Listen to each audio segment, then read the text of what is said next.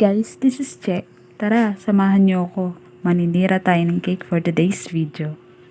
Ayan, kung napapansin niyo yung cake, parang ano siya, may bilbil siya sa gilid. Ayan, kung kita niyo ba?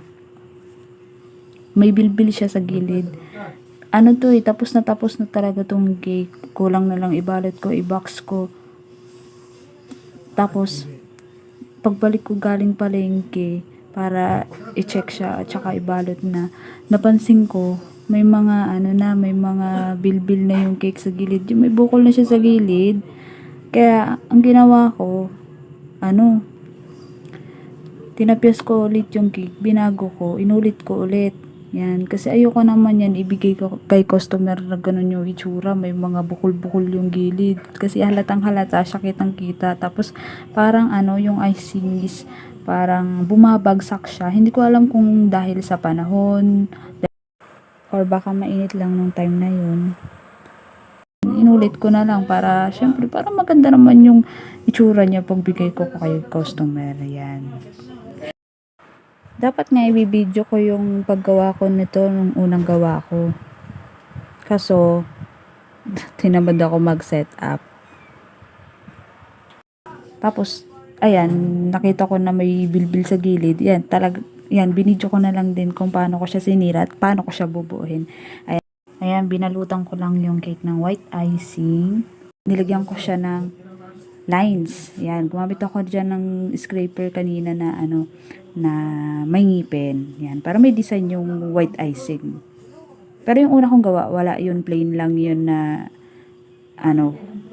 white icing, wala siyang design. Ayan, niligyan ko siya ng mga lines. Parang dagdag na rin sa ganda ng cake. Ayan. Tapos, yan, pinatong ko naman yung green. Yung paglalagay naman ng green na icing, medyo, maselan yan gawin. Kasi, once na nagkamali ka dyan, bumigat yung kamay mo, bigla mong nadiin yung pag-scrape mo, masisira mo yung cake. Kaya, kung napansin nyo, gumamit ako ng card. Kasi, yung card, magaan siya. Pero, I make sure naman na, hinugasan ko muna yung card, syempre, bago ko gamitin. Yan. Mas madali kasi yung gamitin kasi magaan siya. Pag scrape mo nung green na icing, hindi matatamaan yung white icing natin. Kailangan dahan-dahan para hindi natin masira yung cake. Kung napansin nyo rin kanina, yung sunflower ko dun is artificial. Kaso nag-request to si customer na kung pwede ba daw na edible. Ang sanabi ko, pwede naman fondant. Kaso nga lang, bigla lang umulan kanina. Kaya ang ginawa ko, sabi ko kay customer, kung pwedeng icing na lang. Kasi kapag fondant ang ginamit natin, magmo-moist yun at hindi siya titigas. Kung titigas man siya, ang tagal pa. Kailangan ko na itong ibigay itong cake. Kailangan ko na siyang i-deliver. Kaya yung icing na lang yun ni-request ko, sinuggest ko kay customer. Ayan. Na-color lang ako ng yellow dyan. Tapos gumamit ako ng pang sunflower na tip. Ayan. Tapos yan, naglagay din ako ng mga gold, gold sheet. Hindi ko alam mo. Gold flakes, yan. Ano din naman yan, nakakain din naman yan.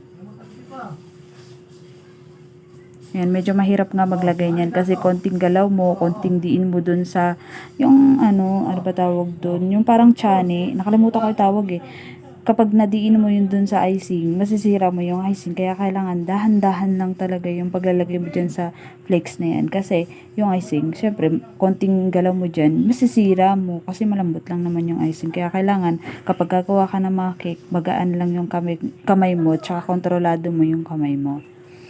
Ayan. Matagal nga yan. Sobrang tagal nga yan gawin. Paikot.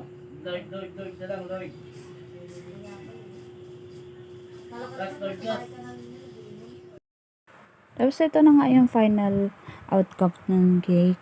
Sayang nga yung una kong gawa. Pero ganun talaga. Learn from the experience. Thank you sa mga nanood. Bye!